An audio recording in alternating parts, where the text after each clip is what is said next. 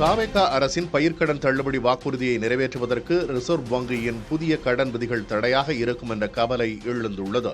தமிழகத்தில் கூட்டுறவு நிறுவனங்கள் மற்றும் வங்கிகளில் பெறப்பட்ட பயிர்க்கடன்களை முழுமையாக தள்ளுபடி செய்வதாக தமிழக வெற்றிக் கழகம் தேர்தல் வாக்குறுதி அளித்திருந்தது. கடந்த மே 25 அன்று குறு விவசாயிகள் பெற்ற 50,000 ரூபாய் வரையிலான பயிர்க்கடன்களை தள்ளுபடி செய்வதாக தவேக அரசு அறிவித்திருந்தது. ஆனால் பயிர்க்கடன் தள்ளுபடி திட்டத்தை முழுமையாக செயல்படுத்த சுமார் 15,000 கோடி ரூபாய் தேவைப்படும் என மதிப்பிடப்பட்டுள்ளது.